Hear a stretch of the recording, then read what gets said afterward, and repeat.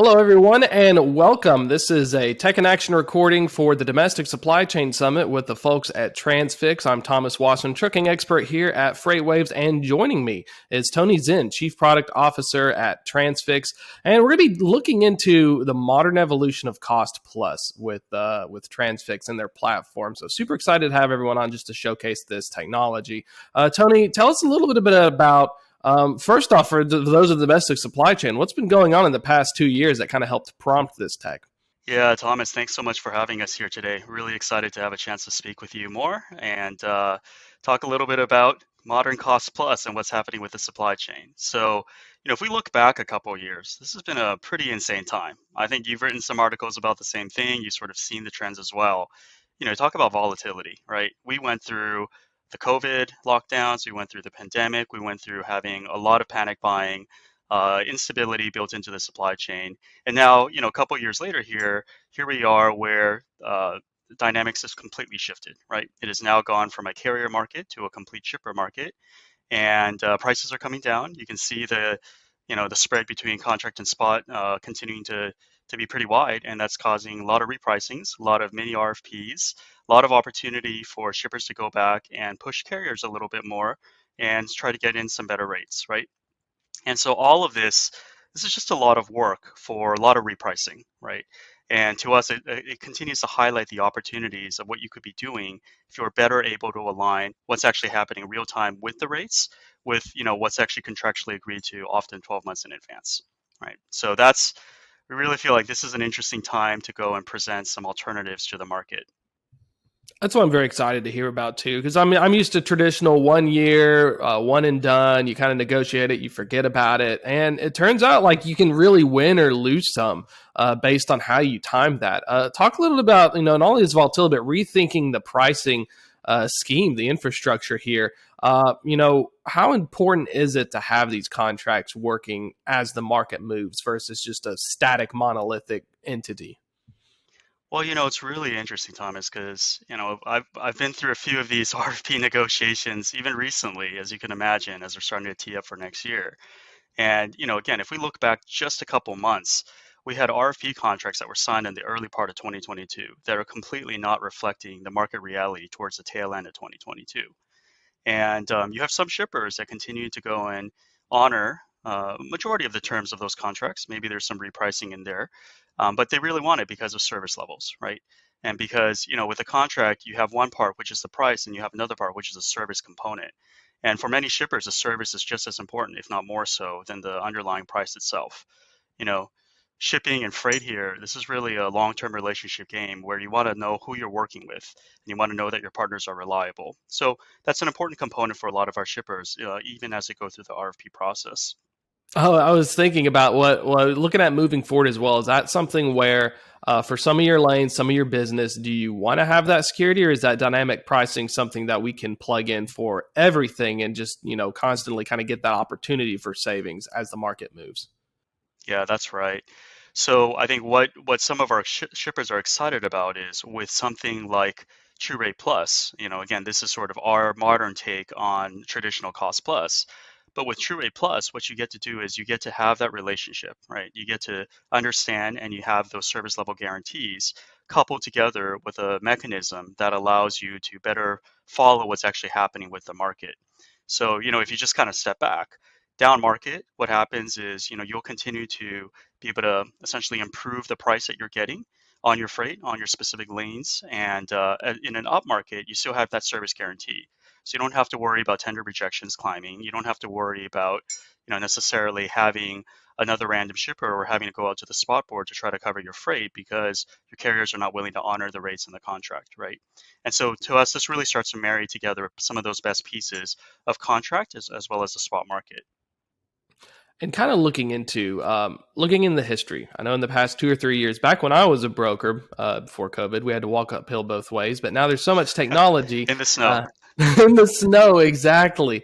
What's the history behind True Rate Plus? Was this something that kind of came up during the pandemic, or was there plans to have this kind of technology, moving long before?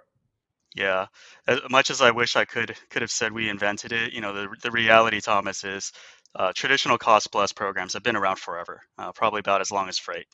I'd say I think what the pandemic and what we've seen over the last couple of years and this volatility, what it did for us was highlight some of the pain points associated with traditional cost plus, right? So let's just kind of go through some of the things we typically hear. So first off, shippers complain that cost plus feels like a blank check, right? Because yes, you're gonna get something that ratchets with the market, but there's zero incentive for the broker or for your carrier to go in and give you a better rate, right?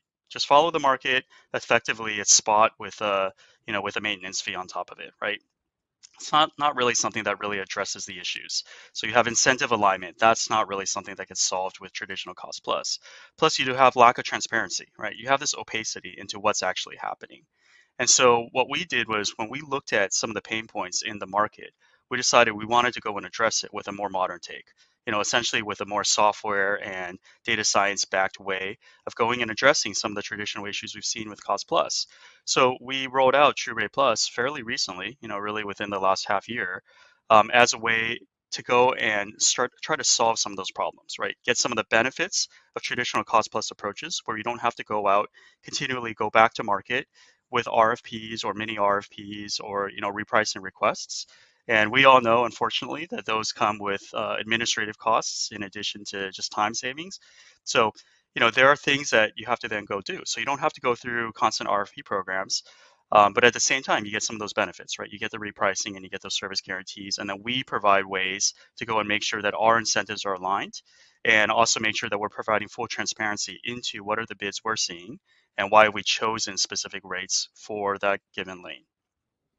And I remember, like when I worked at a brokerage, we looked at cost plus like it was a gravy train. Because one thing that I thought was cool, I looked at the site, the True Rate Plus details is it's very visible. You're sharing this information with them. You're knowing what the margin or the rip we used to call it. Back when I was a broker, you didn't want them to know that because you wanted to be able to say, oh, you're coming to me because you chose me. Let me tack on 500 in margin, and you're just going to say, well, it's a tough market. Like, is that kind of the thought process? Is turning it on its head, saying, as a broker, I'm going to share this information. You're going to see what I see, so that way we can trust each other more. Yeah, exactly, right. I mean, I think, I've talked to quite a few large shippers, and they've even kind of brought up themselves, like, why do we want to use a broker? What value does a broker bring into this equation? Like, why not just go direct to carriers, right? Or just use the spot market. I mean, I think the truth is just given the way that this industry is and the number of carriers out there, and just to get the size and volume of them, the reality is you need a broker to be able to go and help you manage that market, help you manage those relationships, stay on top of the carriers, make sure they're performing, make sure they're adhering to those SLAs and service levels that you've written down in your contracts, and also, make sure they're working for you to continue to refine which carriers are actually running your freight.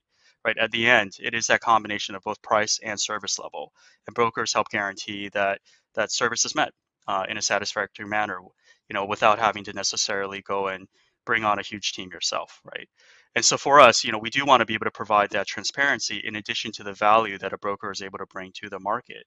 And so, again, we go back to some of those big things there. We'll give you full visibility into all the bids that went in, and we'll tell you why, we bid on or we picked one of the specific carriers for that particular load. Sometimes it's the lowest price, but sometimes it's not. And if it's not, it might be because there's good network density in that particular area. We feel good about loading up that broker and being able to make sure that the broker is able to run well. It could be a service, or it could be some other past history, right? Maybe we know something about the lowest cost bidder, and that person may not necessarily be able to run your freight in a satisfactory manner, or may not be able to handle some of the complexity related to a particular facility they're going into, right? So we kind of bring this knowledge in, and we're able to go and basically pick you that optimal combination of price and service to be able to get you what you need, right? And then on the other part there is really that alignment and incentives. One big difference for us is when we are able to procure at a better price than what the market rate is, we share vast majority, lion's share of the savings there actually goes to the customer, right? Goes to our shipper here. So, just as an example, let's say 70% of the savings below the market rate all goes to the shipper. We take a smaller cut of that. On the flip side, when we procure above the market rate, right, we actually take lion's share of the cost. cost overrun essentially. So we take 70% of that cost, shipper only pays 30%. And so now we are fully aligned to try to get you the best price possible, while still meeting your service levels for those particular lanes. And for folks interested in checking it out, wrapping it up here, what's the best way to get in contact if they want to participate or learn more about True Rate Plus? Yeah, come out to the Transfix website and let us know if you're interested in speaking more with us. Or, look me up on LinkedIn and connect. I'd be happy to put you through and speak more about what we can do for you. Perfect. Tony, thank you so much. That was Tony Zen with Chief Product Officer here at Transfix. Check it out. Rate Plus looks really, really exciting, and transparency, it's a rare thing in the brokerages these days. Great. Thank you, Thomas. Thanks for having us.